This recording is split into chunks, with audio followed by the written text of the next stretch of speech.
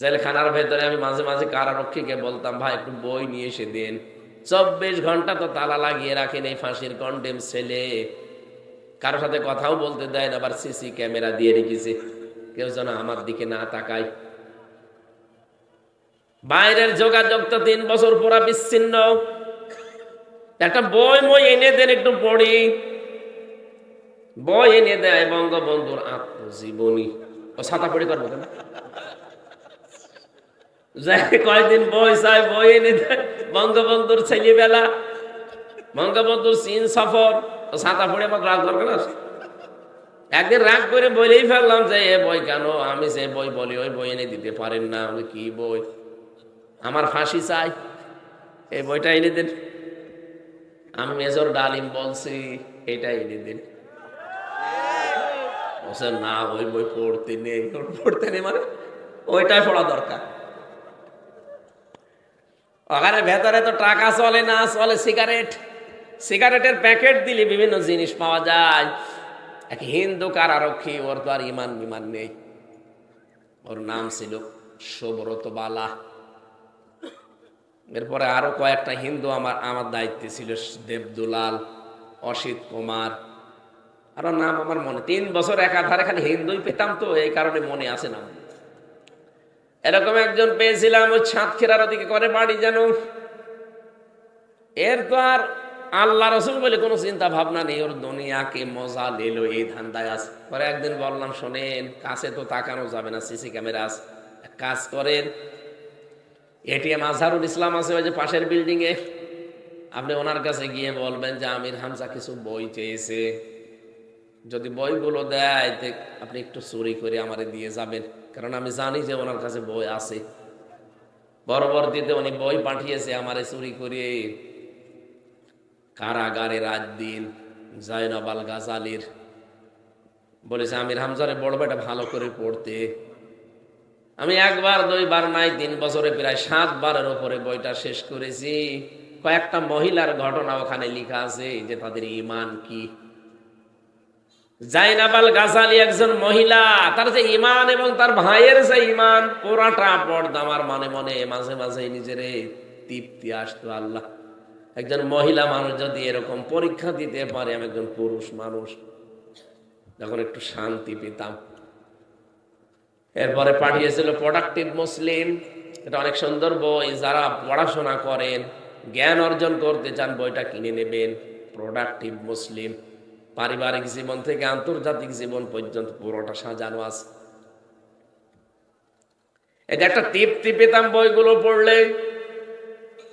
আল্লাহ পাক বলেন এই যে ঈমান যাদের আছে এদেরকে পরীক্ষা করলে এই মানুষগুলো তৃপ্তি পায়, তৃপ্তির স্বরে তখন বলে আমরা তো আল্লাহর জন্য, যারে যা হয়ে যায় যাক, আমরা তো আল্লাহর জন্য আল্লাহর কাছেই ফিরে যাব। উলাইকা আলাইহিম সালাওয়াতুম মির রাব্বিহিম ওয়া রাহমা ওয়া উলাইকা হুমুল মুহতাদুন। বলেন আল্লাহু আকবার। আল্লাহ বলেন এই মানুষগুলোর উপরে আমার শান্তি, এদের উপরে আমার রহমত, আর এরাই হেদায়েতের উপরে আছে। তাহলে হেদায়েতের উপরে আছে কারা? যে মানুষগুলোকে পেছনে এই পরীক্ষাগুলো করা হয়েছে। এই পৃথিবীতে কাদেরকে পরীক্ষা করা হয় আপনি দেখতে পাচ্ছেন? যারা পরীক্ষার উপরে আছে, এই মানুষগুলো হেদায়েতের উপরে। কিন্তু এদেরকে দেখে মাঝে মাঝে দিনের দিকে ডাকতে গেলে তখন দর কষাকষি করে। কথা বোঝেন আমার? আয়াতের 2টা বিধানই আপনাকে মানা লাগবে। আপনি ডাকবেন, পরিশ্রম করবেন, উজরত চাইবেন আল্লাহর কাছে। 2 নাম্বার, আপনাকে হেদায়েতের উপরে থাকতে হলে ওই পরীক্ষাগুলো দেওয়া লাগবে। এদেশে বহু মানুষ আছে যে তাবলীগ জামাতের যারা আছেন ভাইরা, আপনারা তো নিজের খেয়ে নিজের পরি মানুষকে আল্লাহর দিকে ডাকেন কোনো। আপনিও যা যা বলেন প্রতিদিন 1 বার 2 বার না কতবার বলেন। যারা সত্যকে সত্য জানার পরেও মেনে নিতে চায় না, হয় হিংসা করে অথবা অহংকার করে, তারাও এক প্রকারে ইহুদি অথবা খ্রিস্টান। ওদের উপরে যেমন আল্লাহর লানত, ওরা পথভ্রষ্ট। আমি যদি আজকে সত্যি সত্যকে সত্য জানার পরে শুধু অন্ধ দলীয়করণের জন্য অন্ধ ভক্ত হয়ে সত্যকে না মানতে চান, আপনার নিজের এই বরদোয়া নিজের উপরে ওই ফিটনেসের মতো পড়বে। আমাদের নবী মুহাম্মদ রাসূলুল্লাহর পরিচয় 1000 বারের উপরে পেয়েছে। তাদের প্রত্যেকটা নবী আমাদের নবীর সংবাদ দিয়ে গেছে, ইয়াতি মিন বাদি ইসমুহু আহমদ। প্রতিটি নবী এসে বলেছে আমার পর একজন নবী আসবে, তার নাম আহমদ। তার নাম কি? তার যে যে পরিচয় হবে সব তাদের তাওরাতে ইনজিলে লেখা ছিল। এটা জানার পরও ইহুদি আর খ্রিস্টান যারা সত্যটাকে সত্য জানার পরও তারা মানে নাই, হয় হিংসা করে অথবা অহংকার করে। কথা বলে না কেন? যা যা বলেছিল সব এখন ওর উপরে পড়ছে। শুধু ফরজ নামাজ পড়লেও 17 বার বলা লাগে। এই জন্য আমরা এখনই সাবধান হব, আমার বরদোয়া আবার আমার উপরে আল্লাহ ঢেলে না দেয়। বলেন আমিন। আমার ভাইরা, সত্যকে সত্য জানার পরে মেনে নেওয়া লাগবে। এটা যদি আমার মন মেনে নিতে নাও চাই, জোর করে হলেও মানা লাগবে। আমার বাবা মা, আমার দলীয়করণ যারা আছে, দলের লোক, তারা হয়তো মন খারাপ করবে, করুক, আমাকে মেনে নেওয়া লাগবে সত্য। হযরত ইব্রাহিম আলাইহিস সালাম কিন্তু সত্যকে অনুসন্ধান করছিলেন। তারকা দেখে মনে করেন এইটাই আমার রব, চাঁদ দেখে মনে করেন এটা আমার রব, সূর্য দেখে মনে করছিলেন না এটা আমার বড় রব, হাযা আকবার। সর্বশেষ আমার আল্লাহ বলেন না, যেগুলো ডুবে যাচ্ছে একটাও স্থায়ী হচ্ছে না। তিনি জাতির লোককে ডাক দিয়ে বললেন, বারিউম মিম্মা তুশরিকুন, আমি তোমাদের থেকে মুক্ত, যাদেরকে তোমরা শিরিক বানাও, শরীক বানাও। ইন্নী ওয়াজ্জাহতু ওয়াজহিয়া লিল্লাযী ফাতারাস সামাওয়াতি ওয়াল আরদা হানিফা ওয়া মা আনা মিনাল মুশরিকিন। এই দোয়াটা কত বড় কঠিন দোয়া, আর আমরা জায়নামাজের দোয়া বানিয়ে চালিয়ে দিচ্ছি। অথচ এটা কত কঠিন কথা আপনি টের পেয়েছেন। যে অবশ্যই আমার এই চেহারা বলতে শুধু এইটাই না, আমার যত কিছু দুনিয়াতে আছে সব আজকে আমি ঘুরিয়ে দিলাম। এই ইন্নী ওয়াজ্জাহতুর ভেতরে এই চেহারা যেমন আছে, আপনার ক্ষমতা আছে, আপনার ছেলে মেয়ে আছে, আপনার প্রভাব প্রতিপত্তি আছে, আপনার জমি জায়গা আছে, যা আছে সব আমি ঘোরালাম আজকে। ফাতারাস সামাওয়াতি ওয়াল আরদা হানিফা, আসমান আর জমিনের উদ্ভাবক যিনি, আমি একনিষ্ঠভাবে তার দিকে ঘুরিয়ে আসলাম। ওমা আনা মিনাল মুশরিকিন, আমি কিন্তু মুশরিক না। এই গ্যারান্টি আপনি দিয়েছেন। হযরত ইব্রাহিম আলাইহিস সালাম এই গ্যারান্টিটা আমাদের জাতির পিতা এমনি দেয়নি।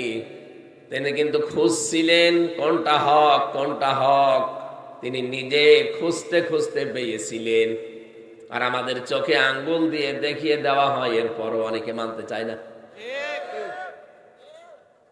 হক দল কোনটা, হকপন্থী মানুষ কারা, আপনাকে আল্লাহ কিন্তু দেখিয়ে দিয়েছে। আপনি কাদের অনুসরণ করবেন সেইটাও কোরআনে কারিমে আল্লাহ দিয়েছেন সূরা ইয়াসিনে, ইত্তাবিউ মাল্লা ইয়াসআলুকুম আজরা ওয়া হুম মুহতাদুন। তোমরা সবাই মিলে অনুসরণ করো, ইত্তাবিউ বহু বছর, তোমরা সবাই মিলে অনুসরণ করো যারা তোমাদের কাছে আল্লাহর এই বাণী পৌঁছিয়ে দেয়, কিন্তু উজরত চাই না, পারিশ্রমিক চাই না।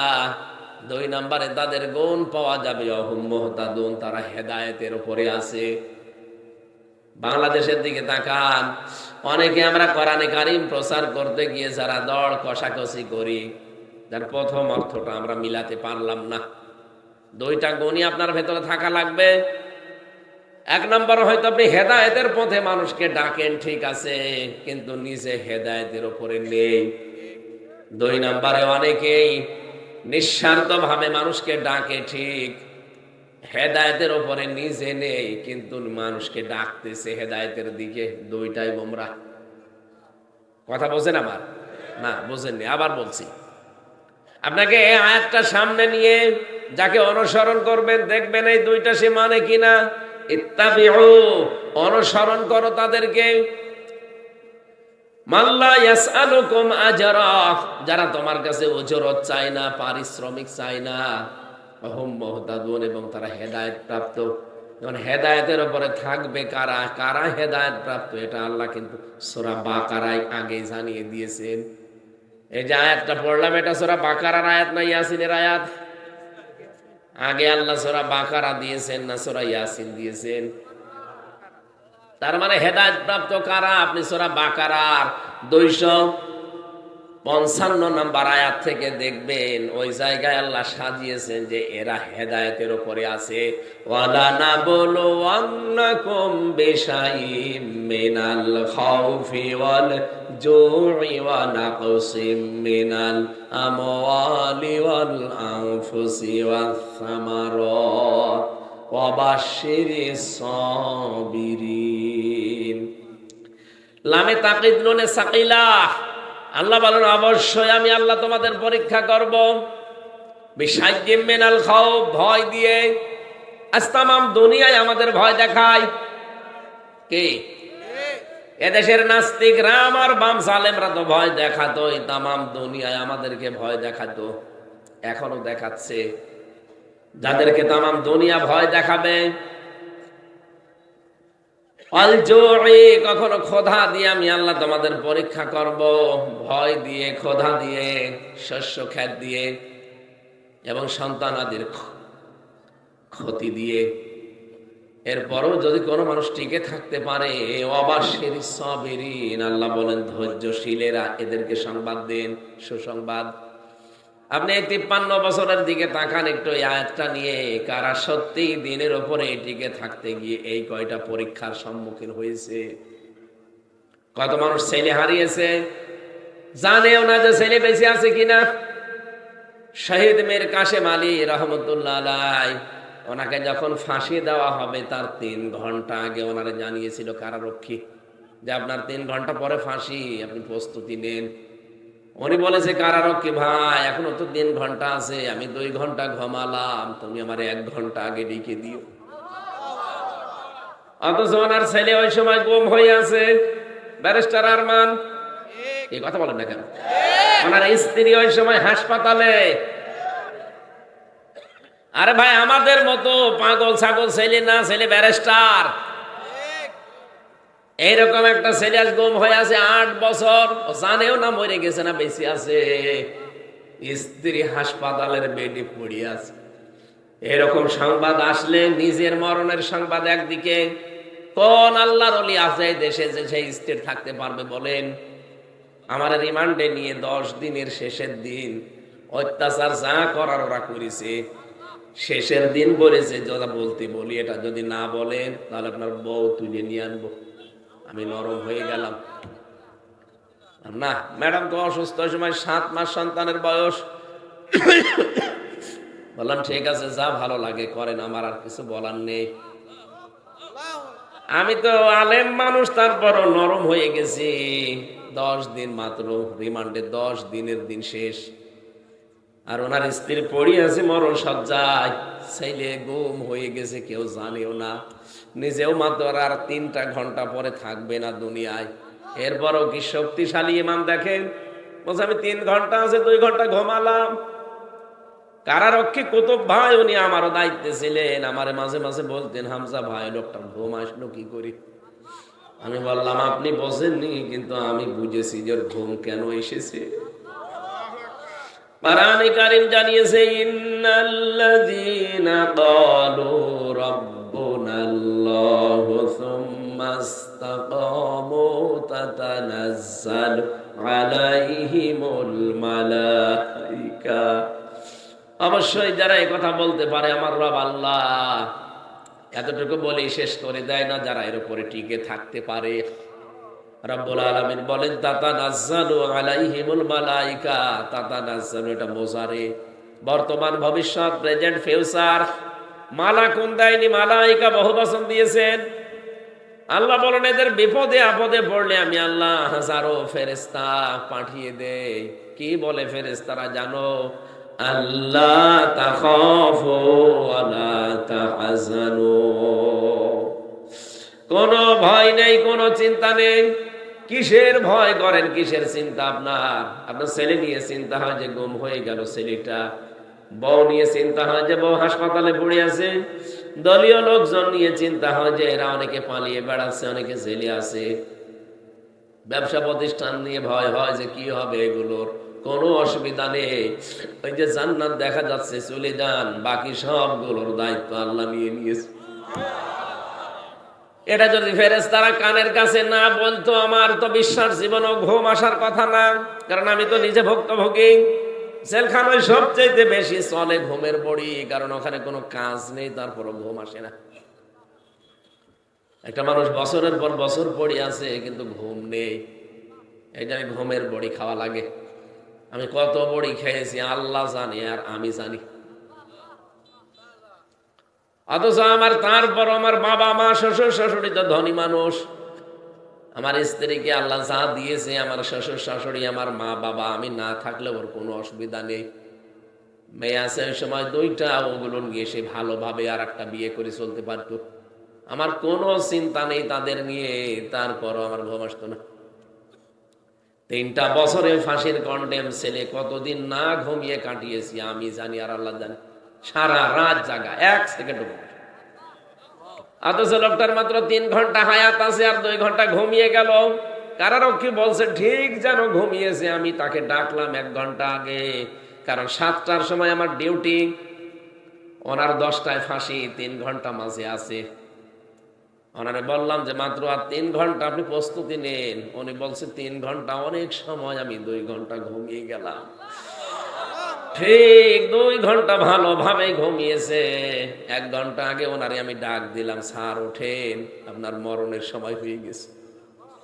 উনি দেখলাম ঠিক ভালোভাবে উঠলো ঘুম থেকে, গোসল করে ওযু করে 2 রাকাত নামাজ আদায় করে বলছে আমি প্রস্তুত আছি, চলেন। এটা এমনি এমনি মুখে আসার কথা না, এটা ওয়াজ করে বোঝানো সম্ভব না যদি ওই জায়গায় আপনি না যান। এই আয়াত যে বলছে যে আল্লাহর ফেরেশতা এসে তার কানের কাছে সুসংবাদ দেয় যে কাউকে নিয়ে আপনার চিন্তা নেই, কিসের ভয় আপনার, সবগুলোর দায়িত্ব আল্লাহ নিয়েছে। ওয়াবশিরু বিল জান্নাত, ওই যে জান্নাত, ওর সুসংবাদ গ্রহণ করেন। আল্লাতী কুনতুম তুআদুন, যার ওয়াদা আল্লাহ করেছে। নাহানু আউলিয়াকুম ফিল হায়াতিদ দুনিয়া, দুনিয়ায় আপনাদের বন্ধু আমরা ছিলাম, অফিল আখিরা, আখিরাতেও থাকবো।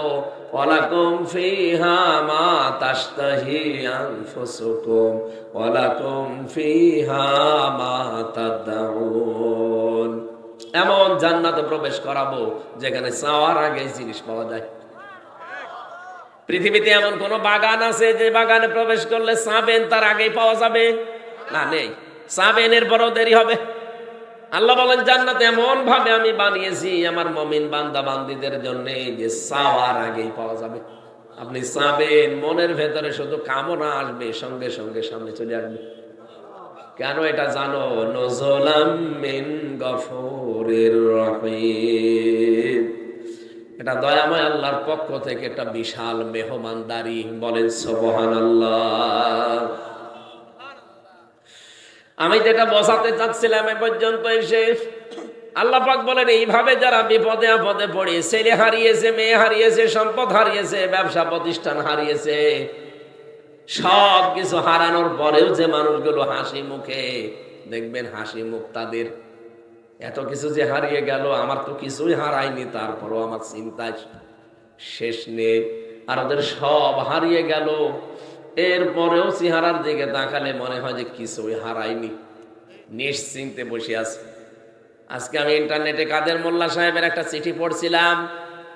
উনি যেই দিন ফাঁসি হবে সেদিন ওনার সকালবেলা স্ত্রী দেখতে গেছে, বিকালে ওনার স্ত্রীর নাম, ডাক নাম ছিল পিয়ারি। যে দেখে জেলখানার ওই কন্ডেম সেলের ভেতরে ঠিক উনি চা খাচ্ছে বসে।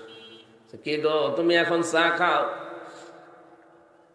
মাগরিবের নামাজ কিছুক্ষণ আগে পড়লাম, আমি আজকে রোজা ছিলাম, রোজা রাখা অবস্থায় আমি ইফতার করে খাবার খেয়ে এখন চা খাচ্ছি, শুনলাম নাকি রাত 10টায়। বলেন তো, নিজের স্ত্রীর সামনে রাত 10টায় মনে হচ্ছে শ্বশুর বাড়ি যাবে। আপনি যে বলেন মানুষের আকীদা ঠিক নেই, আপনার কি আকীদা আছে আপনি বলেন? এর চাইতে কি আকীদা দেখবেন আপনি? এই জায়গায় দড়ি যখন আসে আপনার আকীদা কোথায় থাকে?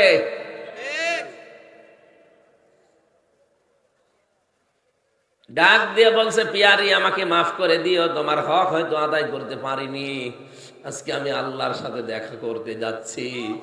সারা দিন আমি রোজা ছিলাম, আমি যে ইফতারি করে খাবার খেয়ে একটা চা খাচ্ছি, এইটাই মনে হয় আমার শেষ খাওয়া। দুনিয়ার খাবার আমার আর কপালে জুটবে না, কারণ আর মাত্র কয়েক ঘন্টা পরে আমারে ডাকবে।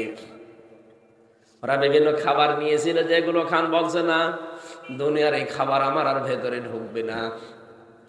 মনে হচ্ছে জান্নাতের খাবার আমার আল্লাহ তার সামনে মেলে ধরেছে।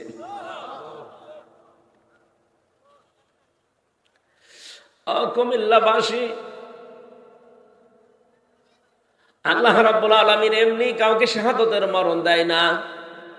وَلِيَعْلَمَ اللَّهُ الَّذِينَ آمَنُوا وَيَتَّخِذَ مِنكُمْ شُهَدَاءَ।